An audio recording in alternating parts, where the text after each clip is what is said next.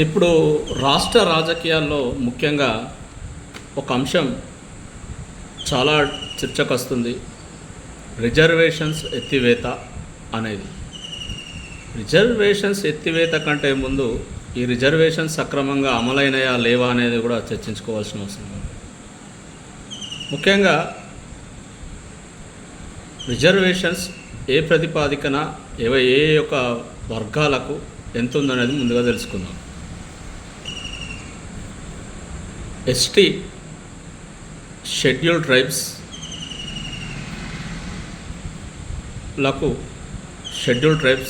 ఆదివాసీ గిరిజన తదితర ఉపకుల జాతులకు 7.5% రిజర్వేషన్ ఉంది.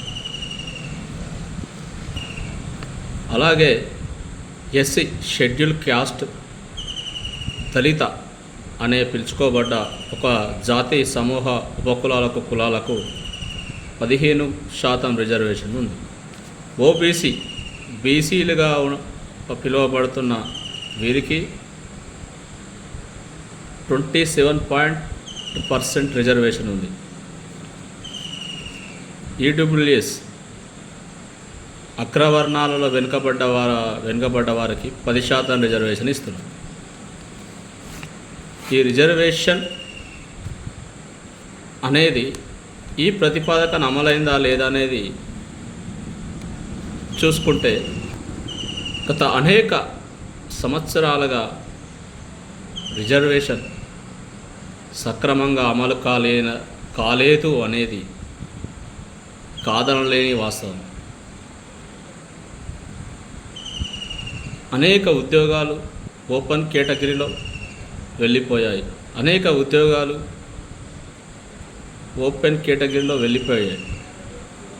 అనేక రాజకీయ రిజర్వేషన్లు వారి అవసరాన్ని బట్టి మారిపోయాయి. ఇలాంటి కాలక్రమంలో సక్రమంగా అమలు కాని రిజర్వేషన్లపై ఇంత చర్చ ఎందుకు జరుగుతుందో మాకు అర్థం కాని విషయం. సరే, రిజర్వేషన్స్ రద్దు చేస్తాం అంటారు కదా, రద్దు చేయండి, తప్పేముంది? రిజర్వేషన్ రద్దు చేయండి. కానీ భారతదేశంలో ఉన్న ఒక ప్రతి పౌరుడికి, భారతదేశంలో వ్యాపారం చేస్తున్నటువంటి అదానీ, అంబానీ, రిలయన్స్ తదితర వ్యాపారస్తుల సంపదను జాతీయం చేయండి. వారి యొక్క ఆస్తులు ఏవైతే ఉన్నాయో జాతీయం చేసి వేరే దేశాల్లో సంపాదించే అవసరం లేదు. మన దేశంలో వాళ్ళు సంపాదించిన ఆస్తులనే జాతీయం చేసి ప్రతి ఒక్క భారతీయ పౌరుడికి అన్వయింపజేయండి. ఇప్పుడు అరబ్ దేశాలలో ఆయా దేశ పౌరులను ఆ దేశస్తులే, ఆ దేశ యొక్క ప్రభుత్వమే కాపాడుతుంది, సాదుతుంది. అందులో బిజినెస్లు చేసుకున్న వాళ్ళు బిజినెస్ చేసుకుంటారు, కానీ వాళ్ళకి అనేకమైన ఆర్థిక చేయూత ప్రభుత్వాలు ఇస్తాయి. అదే రకంగా ఇక్కడ వ్యాపార వాణిజ్యవేత్తల ఆస్తులను జాతీయం చేస్తే ఈ ఆస్తులను ప్రతి పౌరుడికి అన్వయింపజేయండి, ప్రతి పౌరుడికి ఇవ్వండి. రిజర్వేషన్స్ తీసేస్తే తప్పులేదు, కానీ ఇలా వాట అడిగితే తప్పు అవుతుంది. రిజర్వేషన్స్ తీసేయాలనుకున్నప్పుడు ఈ యొక్క వ్యాపార వాణిజ్య వాళ్ళ ఈ యొక్క సెక్టార్ యొక్క ఆస్తులు జాతీయం చేయాలి. ఇది సాధ్యమయ్యే పనా? అట్లాంటిది మన దేశంలో సాధ్యమయ్యే పనా? అసాధ్యం. సరే, రిజర్వేషన్స్ తీసేసి ఏం చేస్తారండి?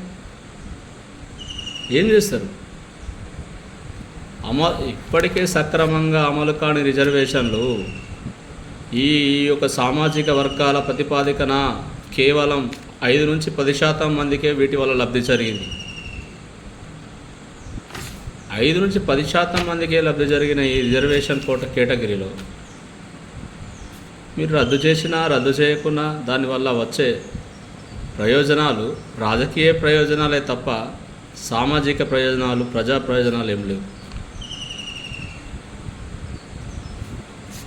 ఇప్పుడు దేశ సంపదలో ఈ యొక్క వర్గాల సామాజిక వర్గాల వాటా ఎంత ఉంటుంది? సరే, వారి వాటా వారికి ఇవ్వండి. అది సాధ్యమయ్యే పని కాదు. ఏది సాధ్యం కానప్పుడు రాజ్యాంగం కల్పించిన రిజర్వేషన్స్ తీసేస్తాం అనడము కంటే మించిన మూర్ఖత్వం ఏది లేదు. ఇలాంటి మూర్ఖత్వ పనులు ఏ ప్రభుత్వాలు చేసినా అవి తీవ్రమైన ప్రజాగ్రహానికి గురి కావడంతో పాటు పతనం కాక తప్పదు.